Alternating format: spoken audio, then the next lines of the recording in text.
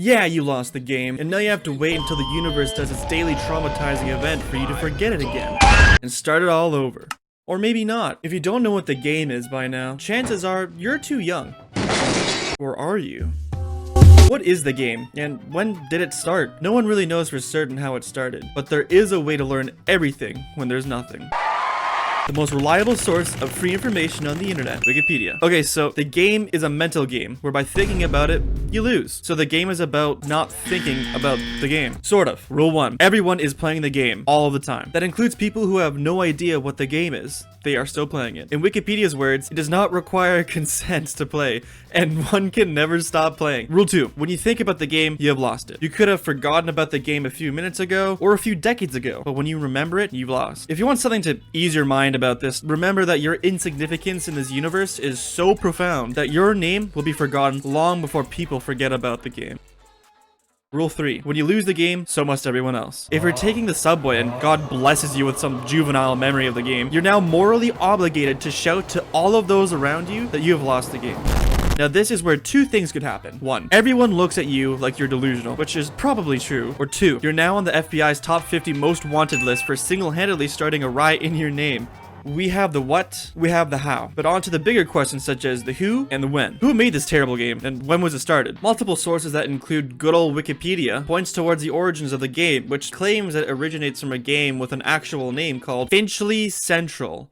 Yeah. First appearing in 1978, probably. The object of this game is to name as many stations as possible before the thought of titular station comes to mind. Immediately, I have multiple questions. First and foremost being, what the fuck do they mean by stations? And why is titular only a part of a thesaurus in a Google search? Like, I've come across a new topic which is fundamental to playing the game with something called ironic processing, where you actually want to not think about something in order for it to work. Like buying your first CPU without thermal paste and watching the temperature monitor spike from 20 Celsius to 100 in less than a second. Yeah, that's pretty ironic if you ask me. The game morphed into its more recognizable self in the greater London area. No one has the exact answer to which group of people had resurrected this game, but I imagine it went something like this. Hey, that looks like this thing we know about called Finchley Central. Maybe Finchley can centralize these nuts in his mouth. And thus, the game was born. Whether any of this is true is well beyond my capabilities of understanding, but I feel like we've covered everything about the game, except why? Why does this tumor of a thought exist in everyone's minds? Perhaps we've been playing it for so long, it is now a part of the evolutionary process in which our neurological genetics are required to spread the knowledge of the game for generations to come. Maybe the game was developed by greater nations of the Cold War, using it as a psychological warfare to poison the minds of the many across a fearful world? Maybe, like the natures of the universe, this is one of the many paradoxes humankind will try to decipher, knowing we will never achieve apotheosis without it. Maybe,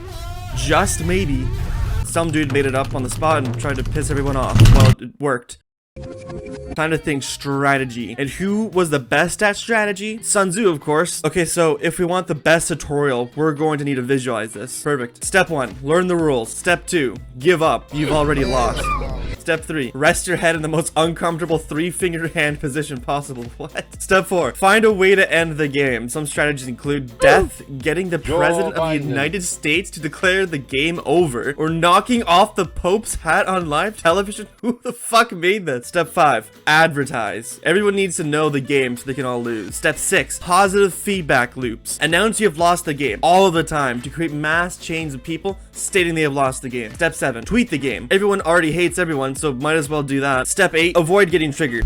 Step 9, never let your guard down. Since you're now the world's biggest asshole and everyone is now playing the game, you must avoid all possible instances of people trying to remind you of the game. But by actively avoiding these instances, you remind yourself of the game, which makes you lose again, so you distance yourself from yourself, which reminds you of why you're distancing yourself, which makes you lose again, which makes you distance yourself more, which makes you lose again, which makes you distance yourself more, which makes you